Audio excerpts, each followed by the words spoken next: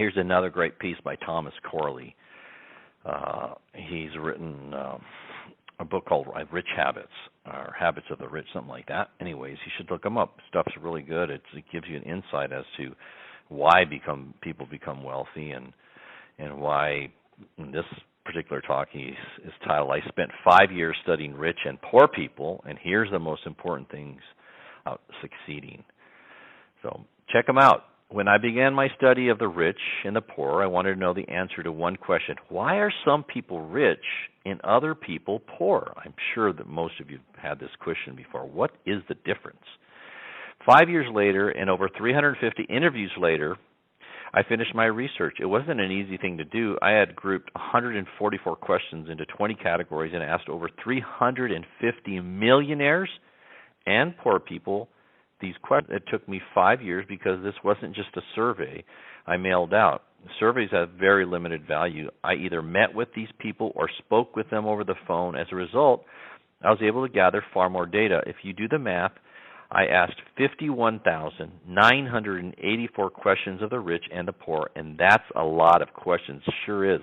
So this is really good because when I read this to you, you hear this information. If you do some more research and look them up, the one thing that you'll see, or the one thing that's will help you and accelerate your learning curve, is you'll know how rich people think, and you'll know how poor people think. And you can quickly see if you have some poor people mentality or you have a rich person mentality, because your mentality, the way you think, determines whether you become wealthy, rich, or you're poor, you're middle class, you're, mediocre. There's a reason. It's not just arbitrary. It's how you think. The way that you think is exactly the reason why you are where you are, whether it's really great or not so great. It's always the way that you think. He says, but it was worth it. I learned an enormous amount about dealing with mistakes and disappointment. I gained insight into what it takes to overcome the hurdles, obstacles, rejections, and emotional letdowns everyone who pursues success experiences. Let me repeat that. I learned how to overcome the hurdles, obstacles, rejections, and emotional downs everyone who pursues success experiences. So if you're experiencing that, or you have experienced it, or you're just starting out, you're going to experience it. You need to know that. It's going to happen. But what successful people do is they react to it differently than unsuccessful people. It's not really the issues. It's not the rejection. It's not the obstacles. It's not the hurdles. It's not the emotional downs. It's how you think about them that determine whether you become a success or you become a failure. Because I learned in particular why some never quit on their dream and why some do. Those who never quit, they have a passion energy. Those who never quit are the ones who have found their main purpose in life. When you find your main purpose in life, you're infused with something I like to call passion energy. This energy is 100 times more potent than willpower energy. It allows you to work 14-hour days, day after day. It enables you to work long stretches during those days with intense focus and without getting tired. You don't get tired because you love what you're doing and you want to keep doing it because it's leading to what you want, and you know it's going to lead there. When you have passion energy, you just don't feel like you are working at all. And folks, that's how I felt every day since I started my business back in 1984. January 84 is actually when I started my business. And I was so excited. Did I have tough times? Absolutely. Did I get rejected? Absolutely. Did I have obstacles and hurdles? Yes, of course. Rejections? Absolutely. Emotional downs? Not really. I never really felt emotionally down because I knew I was headed in the right direction. And I looked at every obstacle and rejection as really just a sign I needed to get better. I needed to improve. I needed to become a pro. I needed to become great at what I did. I didn't look at it like there was something wrong with me. Excuse me. It like I need to get better. That's how you need to look at that. When things are slow or it's not going the way you want them to, or you had some people quit, whatever. Somebody canceled, a sale that you made. It's really just a matter of you getting better. It's not that there's something wrong with you inherently. It's just that you need to get better. If there's a saying, you get better, not bitter. And then when you get really great at what you do, life gets fun and easy. you got to pay a price to do that. It doesn't just happen. You got to put time and energy. I mentioned in a previous call, in many calls actually, that I listened to How to Master the Art of Selling Anything by Tom Hopkins 2 or 3 hours a day, at least 5 days a week for 3 years, over and over and over and over and over again. I did the work. It put me in a position where I felt super confident, when before I didn't feel confident at all. Do the work. Number 2, they have unforced focus. Those who never quit have stumbled upon something I call unforced focus. You've probably never heard about unforced focus before. This is the type of focus that relies on the passion, energy I mentioned previously. Some call this being in the flow. In any event, it is a type of focus that allows you to put your full attention and concentration to a task for 5, 6, even 7 hours without a break. Its sister, forced focus, relies on willpower and energy, which is usually limited to 2 or 3 hours. You use forced focus while working at a job you do not like or have no passion for. If you find yourself struggling with focus while pursuing your dream, you have not found your main purpose in life, and you will not succeed in realizing your dream. What is your main purpose in your life? What are you trying to do with your life? Look, the business is simply a vehicle to create your life. It's not your life. A business is not your life. It's a vehicle to create the life that you want. Look, I love my business. I still love it. I love teaching. I love coaching. I love mentoring. I love what we do for people. But it's not my life. My life is my wife and my children and my grandchildren and my friends and things that I love to do. Primerica is not my life. It never has been, and it never will be. It's a vehicle to create my life. And your business, whatever that happens to be, is simply a vehicle. It's not your life. It's not who you are. Number 3, they're able to compartmentalize. This is a big deal. Many of the self-made millionaires in my study were holding down full-time jobs or running businesses full-time while they were pursuing their dream. In other words, they had a job and then they had another, what they really wanted to do, they were doing that in addition to their full-time jobs. Well, that's how I started my business. I had a full-time job and I started doing, my business 2 days a week, Monday and Wednesdays. And I learned how to do it. I worked really hard at getting great at what I was doing, and then it allowed me to get to a point where I believed I could do this thing as a full-time business. And then I quit my job, and voila, things just took off, and my life changed dramatically. The trick is to compartmentalize. You need to isolate time for your bread and butter and make sure you are still doing average to good work on your bread and butter, your JOB. Average to good keeps you employed or keeps your business afloat until your dream begins to pay dividends. It will take many years before your dream begins to pay off financially. It took me, from the time I decided I was going to get financially independent and debt-free and financially successful, it was actually 1979.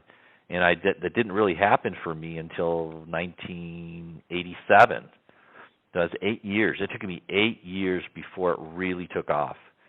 So for 8 years, I was just surviving, basically, but not great. And then all of a sudden, after 8 years of intense focus, of massive personal development, of putting in the hours, of doing the work, it took off. It took off for me. All of a sudden, my income jumped from,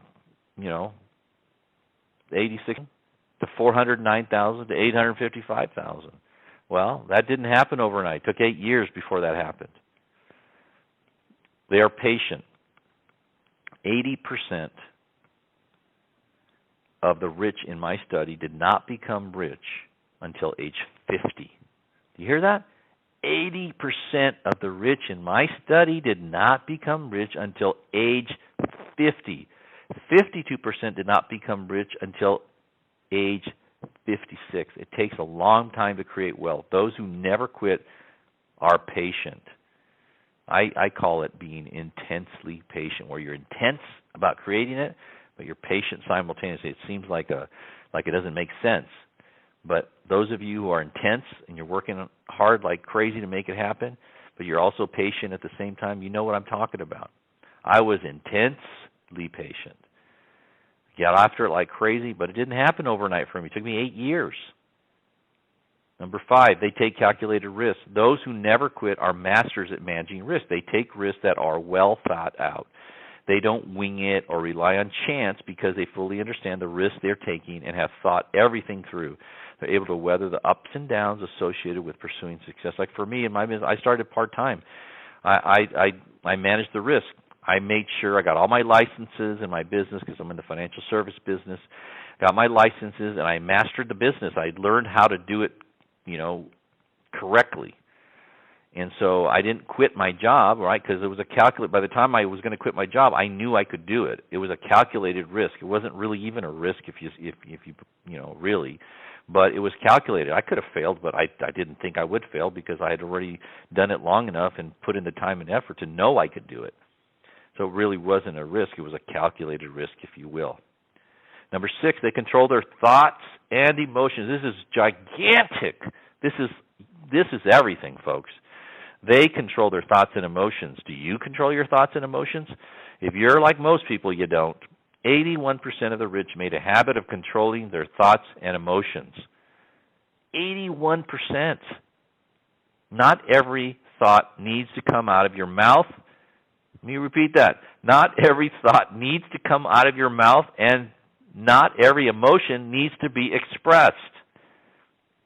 First of all, people don't care that you're struggling or you're having a challenge or whatever. And, they don't want to hear your emotional diatribe either. Doing so damages relationships and relationships that could otherwise open important doors for you and members of your family. Those who never quit are able to build strong, powerful relationships with other success-minded individuals because they are careful about what they say and they're in control of their emotions. Is that you? It needs to be you. Number 7, they do their homework. In other words, they prepare. Those who never quit do their homework. They read and learn every day. Let me repeat that. They read and learn every day. Turn your car into a university of success. Every chance you could get it. If you have a book, I use a Kindle now because it's so much easier because I can carry 100 books with me. But every chance I get, I open up, and I actually have Kindle on my phone. I have an iPhone. I have Kindle on my iPhone, so all my books are on my phone and on my Kindle. And so if I've got 15 minutes here, 20 minutes there, or 5 minutes or whatever, boom, go right to Kindle. I read, spend 5, 10, 15, 20 minutes, 30 minutes reading. If I'm in an appointment, I'm at a doctor's appointment, for example, and they always make you wait. Boom, got my Kindle, got my phone. I can read, I can study, I can grow, I can learn something new every day, everywhere I go. They perfect their knowledge and skills every day. They're constantly working on growing their knowledge base and their skill sets. Are you doing that? Are you doing it over and over? Like I talked about listening to that audio on selling, 2 or 3 hours a day, 3 straight years. Are you doing that? I don't know. Your results will tell the story. They just keep improving and growing through daily learning. They just keep improving and growing through daily learning. Are you doing that? Really? Are you? Well, the results will tell the story. Number 8, they form a team. Wow, that's a big one, and that's what I've done. I formed a team. I've got 10,000 teammates. 10,000. I built a business that's over 10,000, probably close to 11,000 now, teammates. Those who never quit usually have a team around them that keeps everyone motivated. They find apostles for their cause. That's a great way of looking at it. They find apostles for their cause, individuals devoted to them and who share their vision and purpose. People who are like-minded that want to be successful and change their lives like you do. That's what I was looking for. I was looking for people that wanted to change their life and were willing to do the work. They were motivated to do it. I didn't never try to motivate anybody. I never spent 1 second trying to motivate anybody. I was looking for motivated people that shared a vision that I had and wanted to make their life incredible. You need the cooperation of others to help you succeed in life. You can't do it alone. Those who never quit are good at forming teams of people who cooperate together, focused on pursuing a singular dream or purpose. No one does it on their own. If you look at even like singers, professional singers at high level.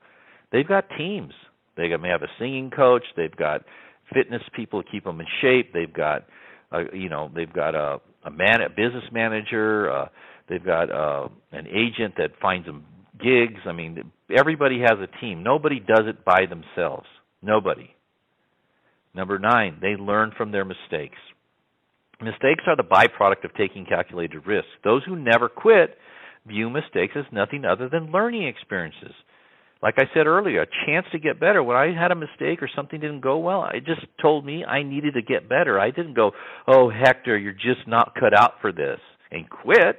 That's what losers do. No, you say, look, Hector, you've got some things you need to work on. You've got to grow your recruiting skills. You've got to grow your sales skills. You've got to grow your people skills. You've got to grow your leadership skills. You've got to grow your time management skills. You've got to grow. You've got to get better. That's how I looked at all the challenges that I had. I never looked at them like, I'm wrong for this business. I looked at it as I needed to get better, and so should you. Mistakes teach you what not to do. Number 10, they're open-minded. You can't learn anything if you're closed-minded, if you think you know everything already, or you won't listen to people that are much more successful than you, that have done things that you want to do. Being open to new ideas, new ways of doing things, the opinions of others is critical to growth.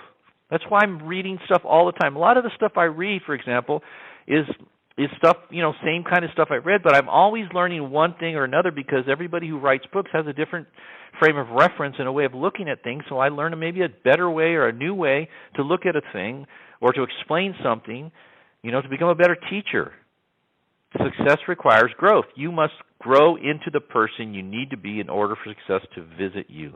You must be open and tolerant to the opinions of others. Those who never quit are open to all opinions and all ideas, but you know what? In the end, they make up their own mind about things. But they want to get all the information they possibly can, and then they make up their mind.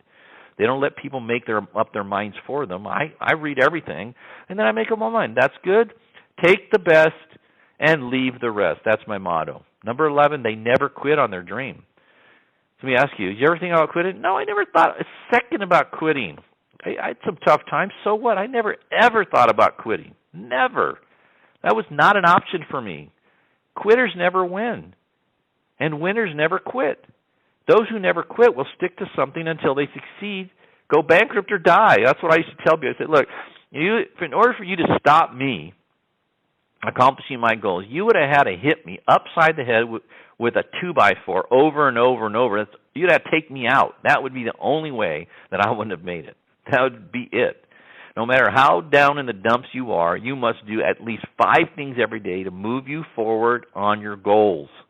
There will be days when everything goes wrong and you receive nothing but rejection, when everyone ignores you, and days when it feels like your back's up against the wall and your dream feels like it's collapsing under the weight of all your failures and mistakes. But you know what?